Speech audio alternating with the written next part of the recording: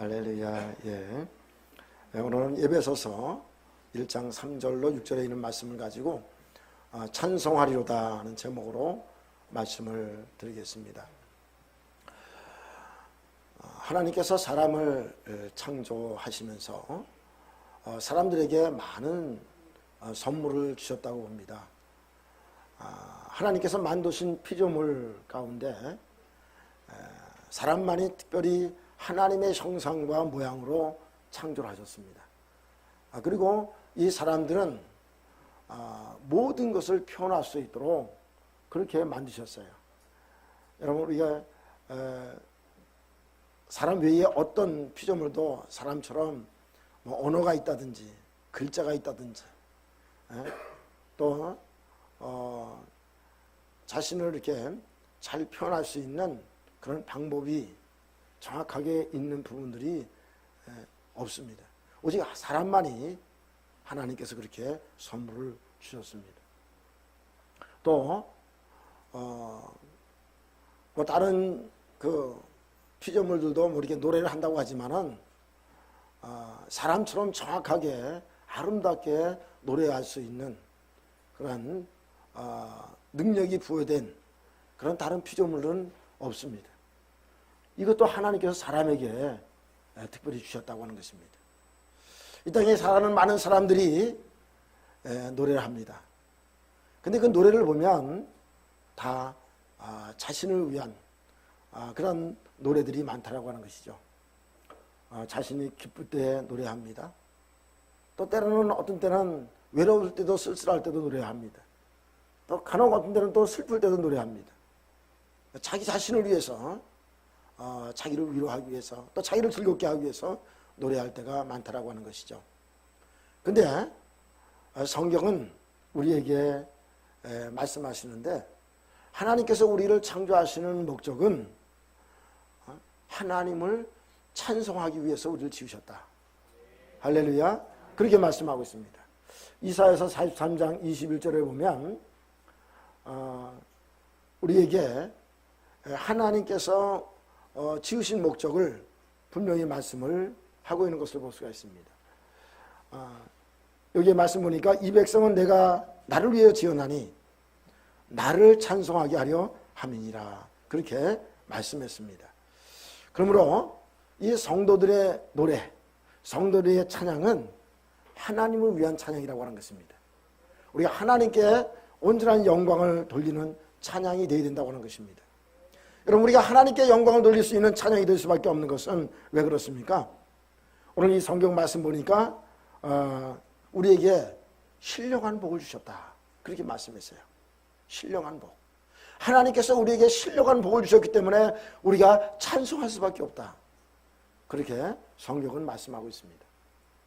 자, 그럼 좀 더 구체적으로 우리에게 이 찬송할 수밖에 없는 이 신령한 복이 뭐냐 하는 것을 4절에서 말씀하고 있습니다. 4절에 보니까 창세전에 우리를 택하셨다. 그렇게 말씀했어요. 창세전에 우리를 택하셨다. 자, 오늘 이 성경 말씀을 보면 사실은 오늘 1장 3절 말씀부터 이 뒤에 14절까지 이 구원에 대한 그러한 내용을 다루면서 이 구원에 대한 찬송을 드려야 될 이유에 대해서 말씀하고 있습니다. 자, 그런 가운데 우리에게 이 구원의 이 모든 그 일들은 성부 하나님이 혼자 하신 것이 아니라 성부 하나님, 또 성자 예수님, 성령 하나님이 이 삼위일체 하나님이 이 구원을 이루어 가시는 또 구원을 또 이루신 이런 모든 부분들을 말씀하고 있습니다. 그걸 구체적으로 말씀하고 있는 것이 지금 3절로 14절까지입니다. 자, 그러면서 여러분 처음에 시작할 때 찬송하리로다 이렇게 시작해서 14절의 마지막 끝에도 찬송을 해야 된다고 하는 부분으로 마무리 짓고 있습니다. 한번 같이 읽겠습니다. 시작. 이는 그가 사랑하는 자 안에서 우리에게 거저 주시는 바 그의 은혜의 영광을 찬송하려는 것이라. 아멘. 3절로 6절까지는 하나님에 대해서 얘기를 하고 있습니다. 자, 7절부터 12절까지는 예수님에 대한 얘기입니다. 예수님께서 우리를 어떻게 구원에 이르게 하셨는가 하는 것을 얘기하고 있습니다. 그래서 실제로 보니까 우리는 그리스도 안에서 그의 은혜의 풍성에 따라 그의 피로 말미암아 속량 곧 죄사함을 받았다. 그러면서 시작이 됩니다. 그러면서 12절에, 자 12절 읽겠습니다. 시작. 이는 우리가 그리스도 안에서 전부터 바라던 그의 영광의 찬송이 되게 하라 하십니다. 예, 하나 예수님에게 영광의 찬송이 되게 하기 위해서다. 그렇게 말씀하고 있죠. 자, 13절, 14절은 성령에 대한 얘기. 성령을 통해서 우리의 구원이 완전히 이루어졌음을 얘기를 하고 있습니다. 자, 그러면서 여러분 14절에, 자 14절 또 한번 읽어보겠습니다. 시작. 이는 우리의 기업의 보증이 되사 그 얻으신 것을 속량하시고 그의 영광을 찬송하게 하려 하심이라. 여러분 삼위일체 하나님을 찬송하도록 그렇게 오늘 여기에 말씀이 되어 있습니다. 자, 그런데 오늘은 이 성부 하나님에 대한 부분을 먼저 말씀을 드리겠습니다. 하나님께서 우리를 창세전에 택하셨다라고 말씀하고 있습니다. 창세전에 우리를 택하셨다.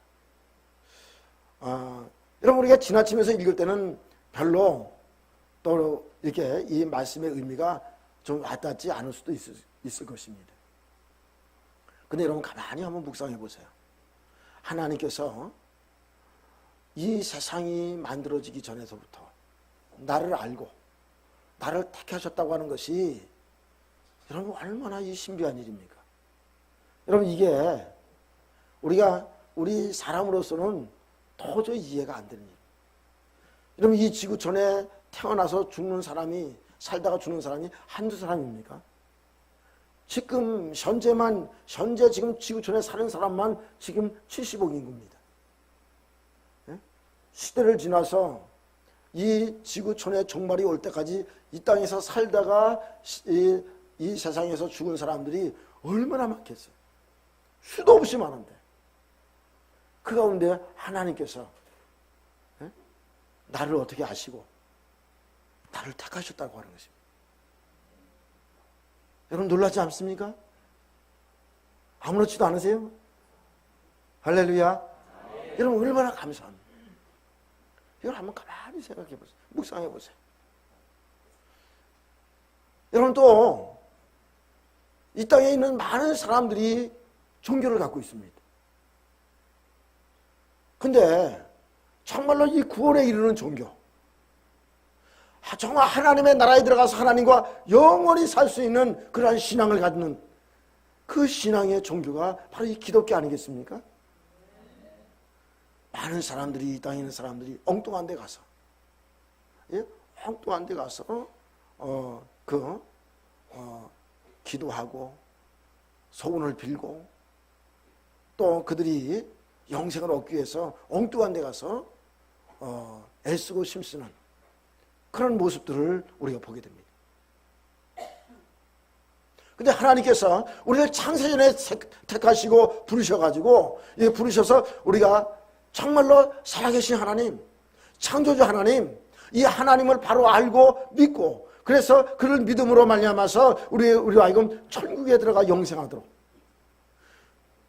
그렇게 하나님께서 우리를 바른 길로 부르시고 인도하셨다고 하는 것을 생각할 때에 여러분 얼마나 감사합니까? 할렐루야. 여러분 이것을 여러분 한번 깊이 생각하면서 여러분 우리가 감사해야 됩니다. 저 집안은요 그냥 유교적인 집안이고 보통적인 집안이었습니다. 어렸을 때 보면 그냥 집에서 조상 제사 지내고 또 할머니가 또 고사 지내고 또 연초되면 뭐 토종비를 본다고 또 어른들을 보면 어디 가서 보고하고 어디 보고 와가지고 저는 어렸을 때 잘 모르니까 와가지고선 올해 신수가 어떤지 이런 거 이제 어른들이 얘기하고 그런 것을 들으면서 살았어요. 그런데 어느 날 하나님께서 저로 하여금 어린 나이에 주일학교 때 교회 가게 하시고 그럼 뭐 교회가 뭔지도 몰랐죠. 그냥 가자 그러니까 아이들이 가자니까 가고 동네에 뭐 지금 말하자면 집사님인 것 같아요. 그분이 가자 그러니까 가고 그랬어요. 그런데 교회 다니다 보니까 신앙을 갖게 되고 정말 하나님을 만나게 되고 또 하나님을 만나면서 하나님을 체험하게 되고 또 성령도 체험하게 되고 그러다가 하나님의 소명을 받게 되고 그게 목사가 됐어요. 여러분, 저는 이것을 생각할 때에 얼마나 감사한지 모릅니다. 한 번은 교육전사 때인데 지금도 잊지 않는 것이 뭐냐면 그때도 이 본문을 가지고 아마 설교한 것 같아요. 새벽기도인데 담임 목사님이 안 계셔가지고 그때 신학대학 다닐 때인데 이 말씀을 가지고 설교를 하고 이제 강단 앞에서 무릎 꿇고 기도하는데 하나님께서 선택했다고 하는, 하나님께서 나를 선택했다고 하는 그 말씀을 설교를 전하고 나서 다시 한번 묵상하면서 기도하는데 그 말씀이 얼마나 가슴에 강하게 와닿아오는지 그냥 눈물이 펑펑 났어요. 나같이 보잘것없는 거, 진짜 구원받을 수 있는 조건이 아무것도 없는 거. 저 자신을 들어볼 때 죄악이 투성이고 늘 거짓말하고 막 이러면서 자랐던 이 과거의 생활을 생각할 때에 하나님께서 이런 나를 선택하고 택하셨다고 하는 것을 생각하니까 감사하기도 하지만 너무 죄송스럽고 이것을 너무 깊이 깨닫고 그래서 하나님 앞에 그 자리에서 회개도 하면서 하나님 앞에 감사하며 눈물을 흘렸던 기억이 아직도 납니다. 여러분, 지구촌에 많은 사람들이 있습니다. 그 사람 가운데 하나님께서 나를 부르셨고 택하셔서 이 시간에도 하나님 앞에 나와서 이 시간에 말씀을 들으면 예배할 수 있는 이 자리까지 인도하셨다는 이 사실을 여러분 어떻게 생각하십니까? 한번 여러분 가만히 묵상 한번 해보시기 바랍니다.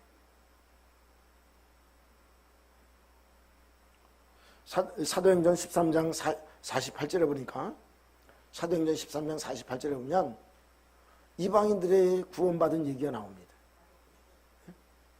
자, 거기 보면 이 믿기로 작정된 사람들이 다 예수를 믿게 되는 것을 볼 수가 있는데 하나님께서 먼저 우리 일단은 성경을 찾아보십시다. 자, 우리 큰 소리 한번 읽어보겠습니다. 시작. 이방인들이 듣고 기뻐하여 하나님의 말씀을 찬송하며 영생 주시기로 작정된 자는 다 믿더라. 아멘. 여러분 여기 보니까 영생 주시기로 작정된 자. 여러분 영생 주시기로 작정된 자는 뭡니까? 하나님의 택하심을 받은 사람들이잖아요. 그렇죠? 근데 그 사람들이 유대인들이에요? 이방인들이에요? 이스라엘 사람들이에요? 이방인들이에요? 이방인들이에요.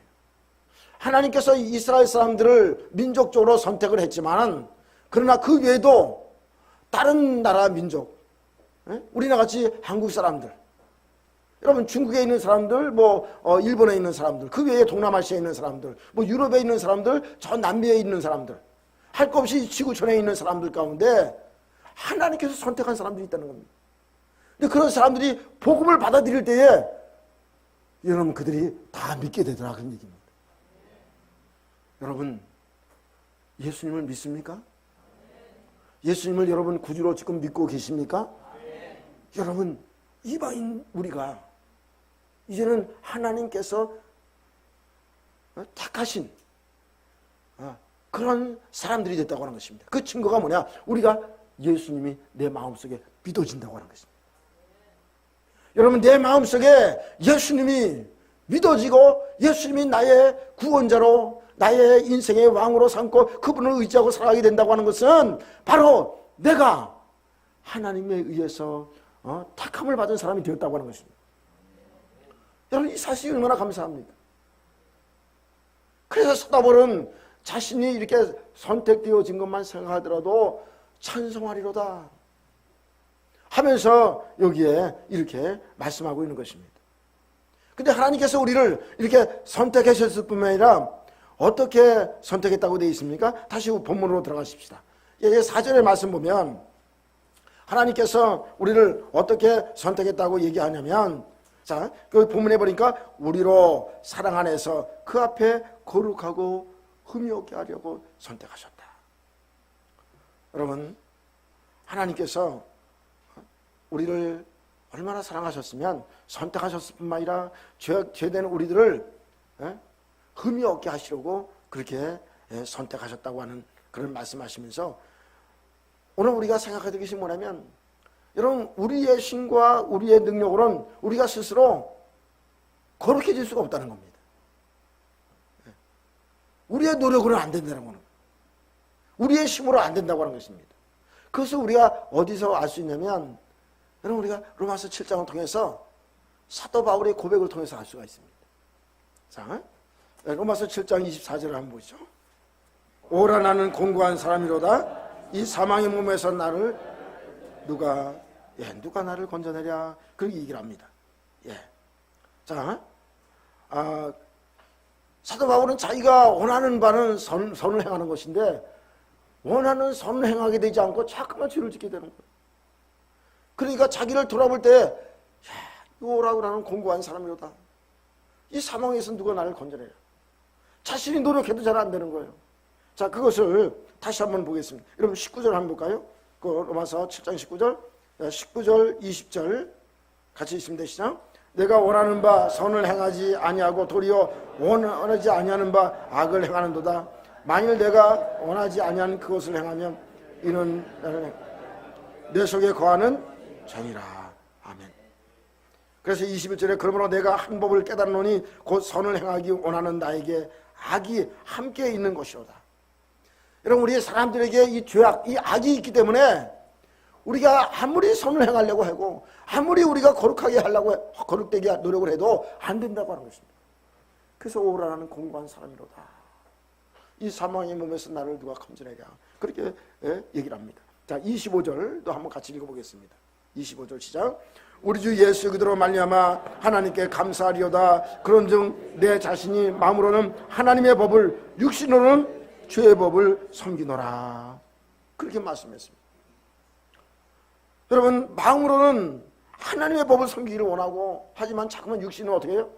자꾸만 죄를 짓게 만드는 거예요. 그러니까 나는 공고한 사람이다. 이래도 살 때는 내가 사망의 자리에 떨어지고 만다. 이 사망의 몸에서 누가 나를 건져내랴. 그렇게 고백을 하는 것입니다. 자, 8장 1절 2절 있습니다. 시작. 그러므로 이제 그리스도 예수 안에 있는 자에게는 결코 정죄함이 없나니 이는 그리스도 예수 안에 있는 생명의 성령의 법이 죄 사망의 법에서 너를 해방하였습니다. 할렐루야. 여러분, 오늘 여기 보면 그리스도 안에 있는 사람은 결코 정죄함이 없다. 이렇게 말씀했습니다. 왜 그렇습니까? 여러분, 이사야서 53장 6절에 보니까, 이사야서 53장 6절 그거 보니까 우리는 다 양 같아서 그릇 행하여 제갈 길로 갔다고 얘기하고 있습니다. 여러분, 이렇게 양같이 그릇 행하는 죄악 가운데 빠져있는 우리에게 하나님께서는 예수를 통해서 우리의 모든 죄악을 그에 담당시켰다고 얘기를 하고 있습니다. 자, 한번 우리 같이 찾으셔서 한번 읽어볼까요? 시작. 우리는 다 양 같아서 그를 행하여 각기 제 길로 갔거늘 여호와께서는 우리의 모두의 죄악을 그에게 담당시키셨도다. 그렇게 말씀하세요. 여러분, 예수님께서 우리의 모든 죄를 담당하심으로 이제는 우리가 예수님 안에 있으면 우리에게는 결코 정죄함이 없다고 하는 것입니다. 그래서 우리로 하여금 흠과 티가 없도록 거룩하게 우리를 만들어 주셨다고 하는 것입니다. 그걸 좀 더 우리가 구체적으로 보면, 여러분 히브리서 9장 12절을 한번 보십시오. 히브리서 9장 12절 거기 보면 예수님께서 이렇게 우리의 죄를 담당하심으로 자기의 피로 영원한 속죄를 이루셨다. 그렇게 말씀했어요. 여러분, 구약에서는 이스라엘 백성들이 죄를 지면 양이나 소를 가져다가 꼭 나와서 제사를 지냈습니다. 속죄제를 지냈습니다. 근데 이제 예수님 안에 있는 사람들은 다시는 예수님 안에 있는 사람들은 다시는 제사할 필요 없을 정도. 예수님께서 자기의 피로 영원한 속죄를 이루셨다고 하는 것입니다. 자, 한번 읽어보겠습니다. 시작. 염소와 송아지의 피로 하지 아니하고 오직 자기의 피로 영원한 속죄를 이루사 단번에 성소에 들어가셨느니라. 아멘. 영원한 속죄를 이루셨다. 우리의 모든 죄를 완전히 씻어셔서 다시 죄사함이 필요 없도록 한 번에 예수님께서 완전한 속죄를 주셨습니다. 그래가지고 어떻게 했습니까? 자, 한 장 넘기셔서 히브리서 10장 10절을 보겠습니다. 10장 10절 말씀을 한번 읽어보겠습니다. 시작. 이 뜻을 따라 예수 그리스도의 몸을 단번에 들이심으로 말미암아 우리가 거룩함을 어떻게 됐다고요? 얻었노라. 아멘. 여러분, 예수님께서 죄를 담당하시고 자기의 피로 단번에 영원한 속죄를 이루심으로 여러분, 이 예수님을 믿는 사람마다 다 거룩함을 얻었다. 거룩한 자가 되었다. 그렇게 말씀했어요. 할렐루야. 여러분, 얼마나 감사합니까? 우리의 모든 죄를 정결하게 하시고 이렇게 깨끗하게 하셨습니다. 자, 이제는 우리가 예수님 안에서 우리는 정죄함이 없습니다. 예수님을 우리가 정말로 나의 구주로, 나의 인생의 주인으로 모시고 살아간다면 우리는 이제는 예수님 안에서 다시는 정죄함이 없습니다. 자, 그런데 하나님께서 우리를 거룩하게 만들어 주셨습니다. 근데 이 거룩함을 계속해서 우리가 주님 앞에 갈 때까지 우리가 이것을 유지하기 위해서는, 여러분, 주님께서 이루어 주신 것을 계속적으로 유지해 나가기 위해서는 말씀과 기도가 필수적으로 필요하다고 하는 것입니다. 왜 그렇습니까? 아직도 우리는 연약한 육체를 갖고 있기 때문에 그렇습니다. 아까 사도 바울이 얘기한 것처럼 여러분 7장 25절에 분명히 얘기를 하고 있잖아요. 내 자신이 마음으로는 하나님의 법을, 육신으로는 죄의 법을 섬긴다. 육신은 자꾸만 죄를 짓게 만드는 거예요. 그럼 여러분, 육신을 쳐서 복종시키려면 어떻게 됩니까? 말씀과 기도가 우리에게 충만하게 있어야 된다고 하는 것입니다.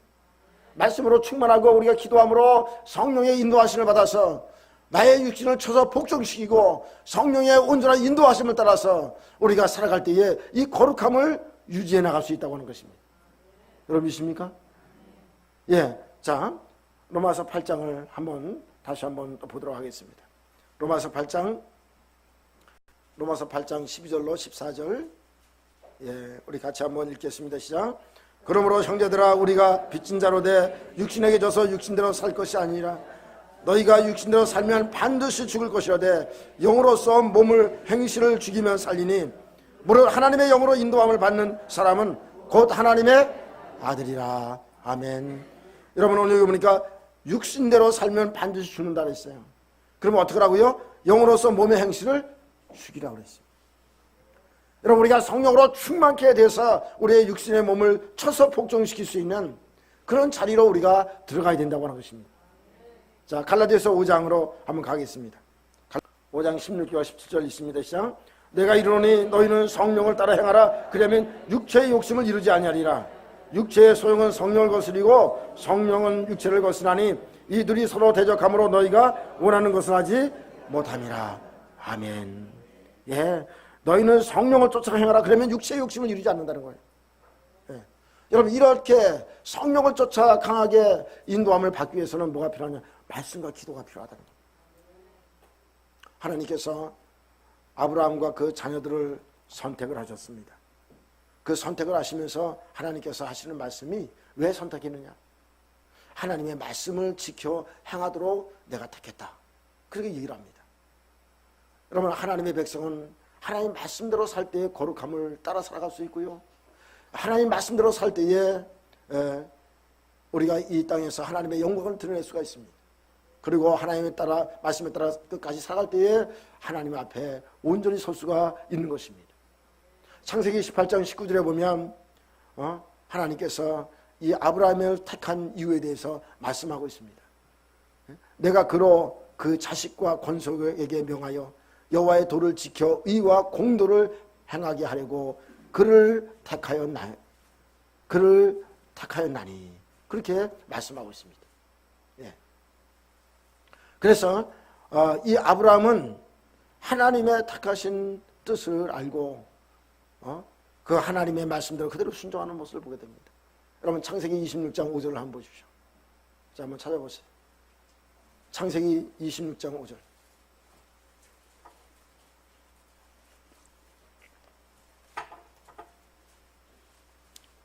예, 찾으셨으면 우리 같이 읽겠습니다. 시작. 이는 아브라함이 내 말을 순종하고 내 명령과 내 계명과 내 율례와 내 법도를 지켰음이라 하시니라. 아멘. 여러분, 아브라함은 하나님 말씀대로 순종하며 살아갔던 것을 볼 수가 있습니다. 예?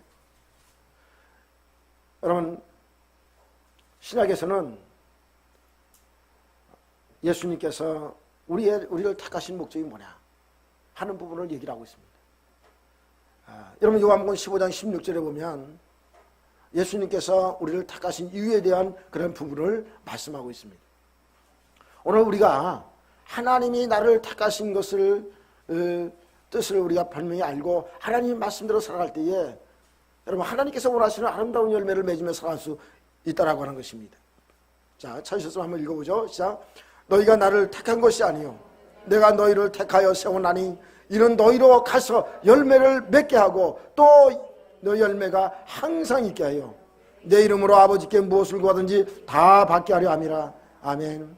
자, 여러분, 우리가 아까 갈라디아서 5장 16절 봤잖아요. 16절 17절 봤잖아요. 근데 19절에 넘어가면 뭐가 나오냐면 육체의 열매들이 나옵니다. 네. 자, 갈라디아서 5장 22절 23절은 성령의 열매가 나옵니다.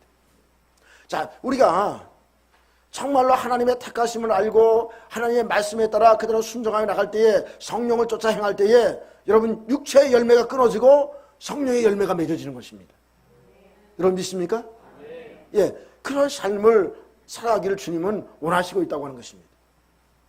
그리고 여러분, 우리가 그런 열매가 항상 있길 원하시는 거예요. 성령의 열매가 항상 있길 원하시는 거예요. 육체의 열매, 예? 육체의 열매를 하나님 원하시는 것이 아니라 우리에게 성령의 열매가 항상 있길 원하신다고 하는 것입니다. 자, 여러분, 갈라디아서 여러분 찾으셨죠? 예, 그러면 우리 일단 육체의 열매부터 한번 읽어보겠습니다. 19절부터 21절까지 읽어보겠습니다. 시작.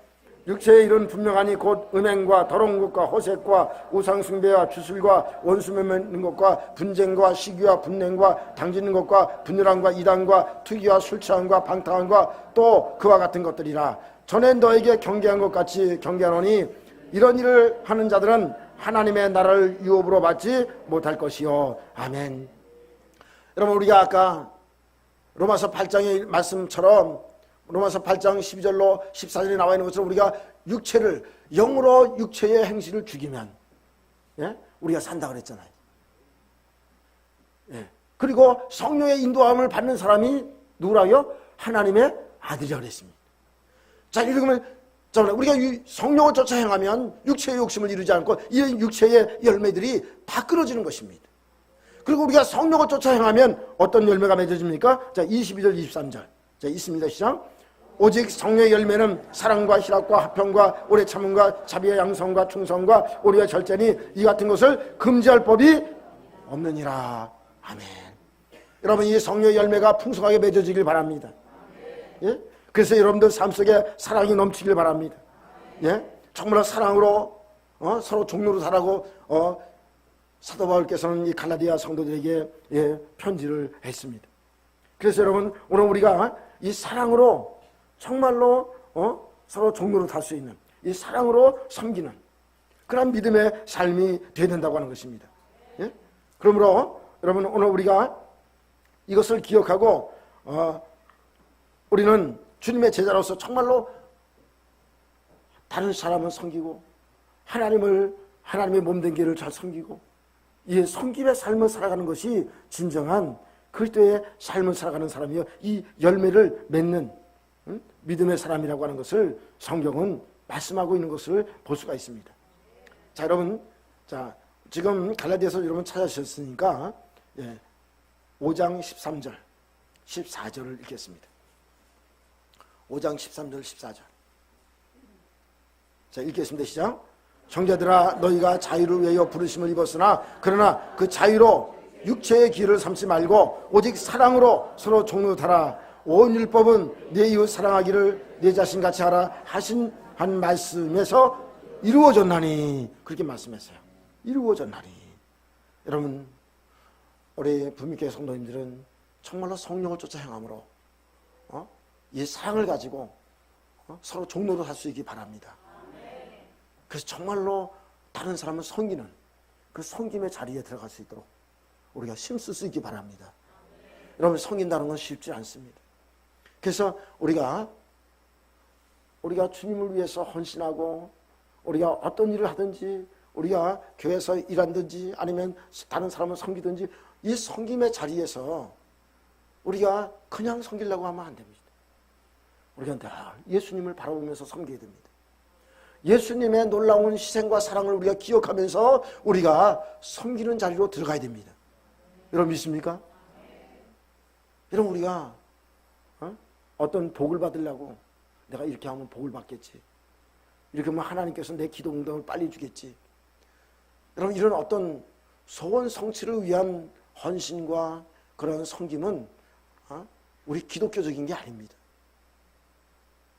여러분 우리 다른 종교처럼 어떤 소원 성취를 하기 위해서 오늘 우리가 여기서 나와서 예배드리고 기도하는 그러한 그 모습이 우리 기독교의 모습이 아닙니다. 그건 이방적의 타종교의 모습입니다. 여러분 오늘 우리가 소원 성취하기 위해서 오신 분들 계세요? 네? 여러분 오늘 우리는 하나님께서 우리에게 주신 신령한 복, 이 신령한 복을 받은 사람들로서 우리가 하나님 앞에 감사하고 하나님 앞에 찬양하고 하나님께 영광 돌리기 위해서 우리가 예배드리는 것입니다. 할렐루야. 여러분 이것을 기억하시기 바랍니다. 근데 잘못하면 우리가 이 본질을 잊어버리면 열심히 주를 위해서 헌신하고 이랬는데도 불구하고 목사님도 알아주지도 않아. 장로님도 알아주지도 않아. 권사님도 모른 채. 그래가지고 내가 열심히 일하는데도 사람들이 알아주지도 않고 그 뒤에서 투덜투덜대고 원망하고 불평하고 내가 다시 일하나 보자. 그냥. 나 다시 일하는다. 간혹 이런 사람들이 있잖아요. 여러분 왜 그러냐면 본질을 잃어버려서 그렇습니다. 내가 이렇게 하면 하나님께서 복 주시겠지. 내가 이렇게 하면 내가 다른 사람에게 사랑받을 수 있겠지. 여러분 이것은 우리의 바른 섬김이 아닙니다. 우리의 섬김은 오직 예수 그리스도를 바라보면서 예수님께서 주신 은혜를 따라서 우리가 정말로 주님 앞에 감사함으로 우리가 섬기는 것입니다. 여러분 다른 사람을 섬기는 것도 마찬가지입니다. 여러분 우리가 도리어 섬김을 자꾸만 받으려고 하는 사람은 그 사람도 아직도 예수 그리스도가 어떤 분인지 예수 그리스도를 그 사람의 마음속에 진정한 주인으로 섬기지 못하고 있는 것입니다. 그래서 여러분 오늘 우리가 다시 한번 우리의 삶을 돌아봐야 될 줄 압니다. 정말로 우리가 하나님 안에서 진정한 하나님께서 기뻐하는 그러한 삶을 살아가는 우리 믿음의 성도님들이 꼭 다 될 수 있기를 간절히 바랍니다. 하나님께서 우리를 이렇게 거룩하게 하시고 이렇게 거룩하게 해서 열매 맺는 생활을 이렇게 하시면서 그걸로 그냥 그런 삶을 살아가라 그걸로 끝나는 것이 아니라 자 오늘 다시 본문으로 돌아가고 싶시다. 그 이쁘신 뜻대로 우리를 예정하사 예수 그리스도로 말미암아 자기의 아들들이 되게 하셨으니 아멘. 여러분 하나님께 택하시고 예정하셔서 흠이 없게 하신 다음에 오늘 여기에 성경 말씀 보면 어떤 것을 말씀하냐면 자기의 아들들이 되게 하셨다. 그렇게 말씀해요. 자기의 아들들이 되게 하셨다. 여러분 이거 얼마나 감사한 일입니까? 자기의 자녀로 삼으셨다고 하는 것입니다. 자, 이 성경에 보니까 성경을 통해서 보면 여러분 우리가 예수 그리스도를 영접할 때 요한복음 1장 10절에 보면 예수님을 영접하는 자, 그 이름을 믿는 자에게는 하나님의 자녀가 되는 뭘 줬다고요? 권세를 주셨으니 그렇게 말씀했어요. 네. 하나님의 자녀가 되는 권세. 이 귀한 권세를 주셨거든요. 여러분, 이 우리가 하나님의 이 자녀로 되어진다고 하는 것은 하나님께서 우리 사람들을 사랑하셔서 친정으로 우리를 자기의 자녀로 삼기를 그렇게 원하셨다고 하는 것입니다. 이것을 우리가 알아야 됩니다. 자, 고린도후서 6장 18절을 한번 보십시다. 찾으셨죠? 야, 우리 같이 한번 읽겠습니다. 시작. 너희에게 아버지가 되고 너희는 내 자녀가 되리라. 전능하신 주의 말씀이라 하셨느니라. 아멘. 여러분, 너희에게 아버지가 되고 너희는 내게 자녀가 되리라. 전능하신 주의 말씀이니라. 하나님은 우리들의 아버지가 되길 원하셨어요. 그리고 우리가 하나님의 자녀가 되길 그렇게 원하셨다고 하는 것입니다. 그런데 여러분, 우리가 이 아버지 하나님이 우리의 아버지가 된다고 하는 것은 이 얼마나 큰 은혜인지 몰라요. 또 여러분, 우리가 이 어떤 사람이 뭐 경제적으로나 사회적으로 높은 지위에 있는 사람의 양자가 되고 싶다고 해서 마음대로 양자가 되는 게 아니잖아요. 그렇죠? 그 사람이 어떤 사람을 택해가지고 내가 너를 내 양자로 삼겠다, 뭐 그럴 때에 그게 되는 거지. 예? 특히 요즘에 뭐 이제 입양 같은 걸 우리나라에서도 많이 합니다만은, 이제 뭐 태어나서 얼마 안 된 애가 선택권이 없잖아요. 나는 어떤 집으로 입양 보내달라고 그렇게 얘기할 수 있는 말도 못하고 아주 갓난 어린아이 같은 경우는, 여러분, 그거는 선택권이 없습니다. 입양할 수 있는 그런 어떤 능력과 또 힘이 있는 사람, 그 아기를 데려다 키울 수 있는 그 사람이 선택으로 하는 것입니다. 여러분, 우리가 하나님의 자녀가 된다고 하는 건 우리가 선택할 수 없습니다. 그래서 우리가 아까 읽은 것처럼, 여러분 요한복음 15장에서 읽은 것처럼 너희가 나를 택한 것이 아니요 내가 너를 택하여 세웠나니, 그렇게 말씀했어요. 자, 여러분 요한일서 3장 1절 한번 보십시오. 요한일서 3장 1절을 보면 우리가 하나님의 자녀가 된 것이 하나님의 사랑이 얼마나 큰지, 이 사랑이 얼마나 큰 건지 하는 것을 거기에 말씀하고 있습니다. 자, 요한일서 3장 1절 2절 한번 같이 읽어보겠습니다. 시작.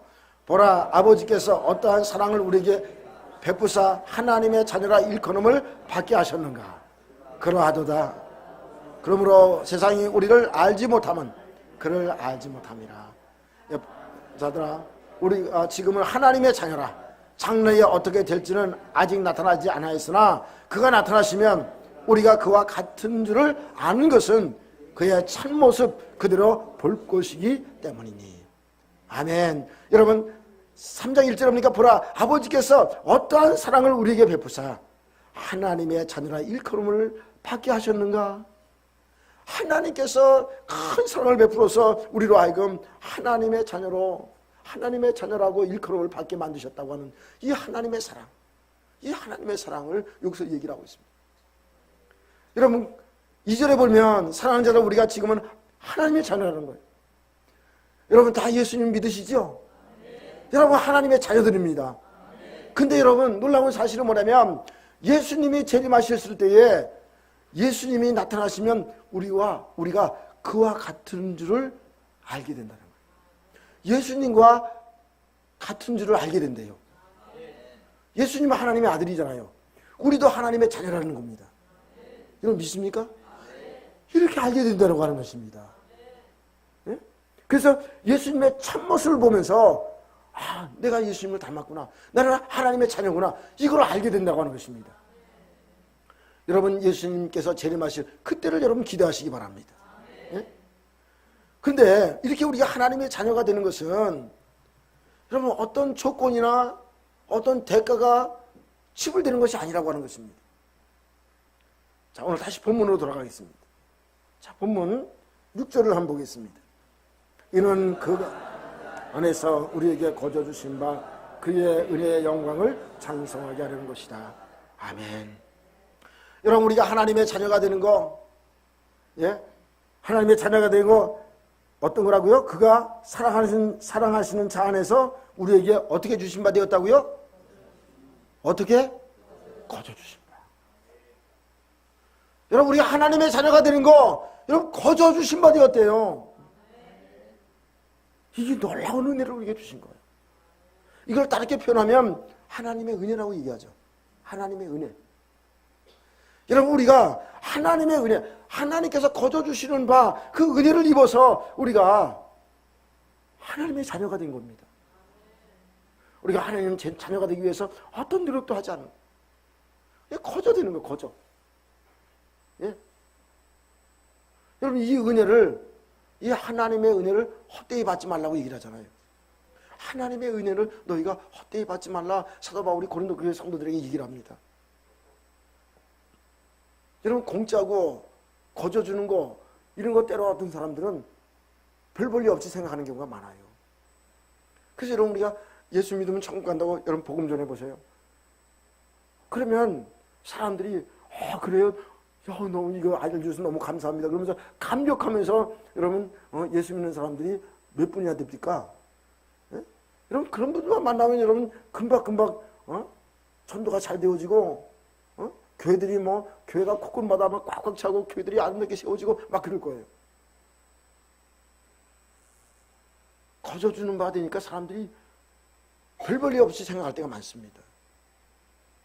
여러분 오늘 우리 신앙생활하는 우리도 마찬가지입니다. 하나님께서 이게 우리에게 거저 이렇게 주셔가지고 우리로 하여금 하나님의 자녀가 되게 하셨는데 여러분 우리가 이거 거저 받은 거 이거 거저라고 해서 너무 가볍게 생각하면 안 됩니다.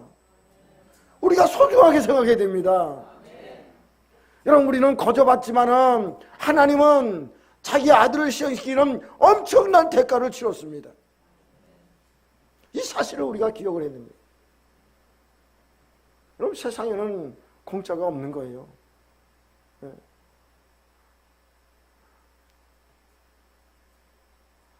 하나님께서 우리에게는 우리 편에서 봤던 거저지만은 하나님은 엄청난 값을 치르셨다고 하는 것을 우리가 알아야 됩니다. 여러분 예를 들면 여러분들이 어떤 일 때문에 어떤 그 큰 빌딩에 사무실을 찾아가기 위해서 여러분 한 10층 그 엘리베이터를 타고 올라간다고 생각하십시오. 그럼 보통 거기에 무슨 업무로 제가 왔습니다. 그러면 거기 경비가 있어가지고 어디 몇 층에 갑니다. 그러면 예 알겠습니다. 엘리베이터가 어쪽에 있습니까? 엘리베이터 저쪽에 있습니다. 그럼 거기서 타는데 엘리베이터 타시려면 요금을 내셔야 됩니다. 그런 빌딩 있습니까? 그런 요금 받는 빌딩 보셨어요? 빌딩 안 다녀보셨어요? 저는 이때까지 요금 받는 그런 엘리베이터 요금 받는데 못 봤어요. 그냥 공짜로 타고 올라갑니다. 공짜로 타고 내려옵니다. 근데 여러분 우리가 사용하는 가서 잠시 일부러 우리가 공짜로 타지만 우린 공짜지만 그 관리비 누가 냅니까? 예? 거기 그 빌딩 임대하고 사용하는 사람들이 내는 거예요. 여러분 그런 것들이 많습니다. 우리가 거저 이렇게 생활하는 것 같아도 여러분 공짜가 없어요. 사실은. 근데 우리 편에 가서 봤을 때 우리가 그 거저로 타는 것 같아도 그 사람들이 이 거저 주는 것에 대해서 너무 소홀하게 생각하는 경우가 많아요. 감사할 줄 모르는 경우가 너무 많다 이런 얘기입니다. 저희 교회 거의 초창기 때죠. 우리 교회 나왔던 어떤 집사님이 있는데 이제 그분이 저쪽으로 이사 가가지고 이제 다른 교회 다니시게 되는데 그분이 이제 신앙이 어렸어요. 우리 교회에서 이제 집사 직분 받고 그러는데 자기는 나름대로 이제 좀 어떻게든지 좀 섬겨야겠다. 내가 예수 믿는 사람으로서 좀 섬김의 그런 삶을 살아야 되겠다. 그렇게 생각을 했던 거예요. 그래가지고 이제 출근할 때에 이렇게 자기 승용차에다가 앞에다가 이렇게 붙여놨어요. 어느 방향으로 저는 출근합니다. 그쪽 방향으로 가는 분 제가 카풀 해드리겠습니다. 그래가지고 카풀을 한 거예요. 그 카풀을 그래가지고 그러면 이제 손 들고 그러면은 어느 방향이라면 그럼 같이 타고 가십시다. 그래가지고 카풀 하면서 그 섬기면 그 모르는 사람을 그냥 카풀 하면서 이렇게 출근하고 다녔던 거예요.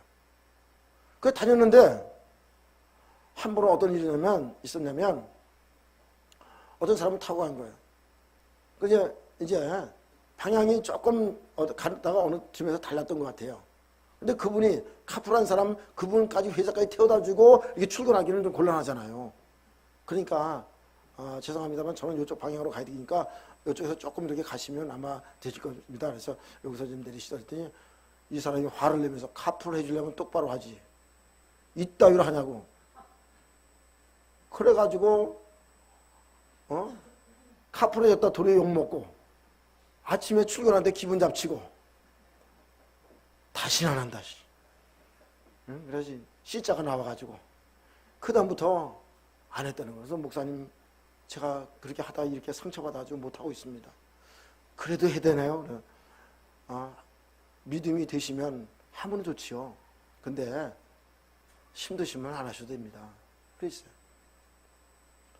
여러분 우리가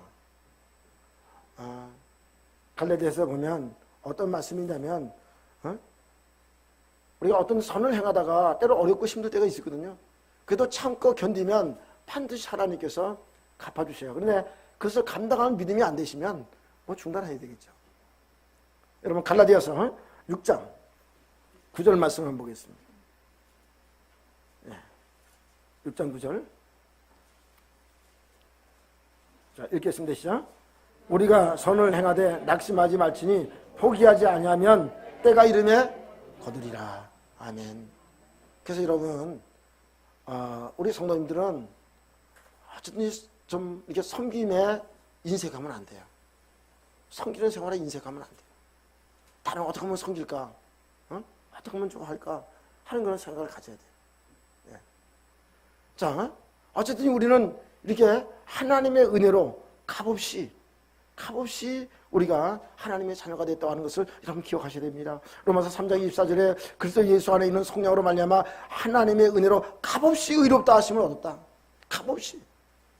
여러분 이렇게 값없이 우리가 은혜 얻은 거 우리가 정말로 감사하게 생각이 됩니다. 예배서 2장 8절에 너희는 그 은혜로 인하여 믿음으로 말미암아 구원을 받았으니 이것은 너에게서 난 것이 아니요 하나님의 선물이라. 할렐루야. 여러분 우리가 구원받은 거 하나님의 선물이라는 겁니다. 여러분 그래서 하나님께서 그 사랑하는 자 안에서 우리에게 이렇게 하나님의 자녀가 되는 거 커져주시오. 커져로 우리를 하나님의 자녀로 삼아주셨다고 하는 것을 생각할 때에 사도 바울이 생각할 때 너무나 감사한 거예요. 그래서 하나님 앞에 찬송하리로다. 그래서 오늘 여기 6절의 끝부분에 보면 거저주신 바 그의 은혜의 영광을 찬송하게 하려 하십니다. 그 은혜의 영광을 찬송하게 하려 합니다. 여러분 우리가 찬송 드릴 때 여러분 제가 종종 말씀드리면 찬송 드리면서 가만히 계시면 안 돼요. 찬송하면서 우리가 다른 생각하면서 찬송 드리면 안 돼요. 정말로 하나님께서 이 거저주신 은혜, 이 거저주시는 은혜를 기억하면서 여러분 우리가 찬양해야 돼요. 예? 찬양 시간에 우리가 가만히 묵상하고 계시고 찬양 시간에 여러분 뭐 또 이렇게 극적하고 뭐 어떤 뭐 메모하고 여러분 설교 들을 때는 메모하셔야 돼요. 은혜 받은 거 적으셔야 되는데 여러분 찬송할 때 메모할 거 있어요? 찬송하면서 은혜 받는 거 있어가지고 메모하시는 거예요? 할렐루야. 여러분 찬송할 때 다 같이 예수 하나님의 은혜를 생각하면서 감사하면서 찬송을 해야 돼요. 할렐루야. 이것을 여러분 꼭 기억하셔야 돼요. 오늘 저나 우리 성들이 참으로 이사야서 43장 7절에 보면 하나님은 이사야 선지자를 통해서 이렇게 말씀하십니다. 내 이름으로 불려지는 모든 자 곧 내가 내 영광을 위하여 창조한 자를 오게 하라. 그를 내가 지었고 그를 내가 만들었느니라. 그렇게 말씀했어요. 21절 가서는 뭐라고 얘기를 합니까? 이 백성은 내가 나를 위해 지었나니 나를 찬송하게 하려 함이니라. 그렇게 말씀했어요. 하나님을 찬송하게, 나를 찬송하기 위해서 지었다. 그렇게 말씀하고 있습니다. 한 가지 말씀만 드리고 마치려고 합니다. 18세기 영국의 남부 웨일즈라는 데서 일어난 일이라고 합니다. 눈이 내리는 어느 추운 날 어느 거지 여인이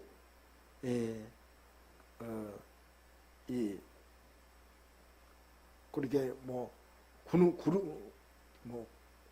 구릉이라고 그러나요? 이렇게 쭉 파진데 이렇게 계곡 비슷한데 이런데 그서 사람이 동사해 가지고 죽은 거예요.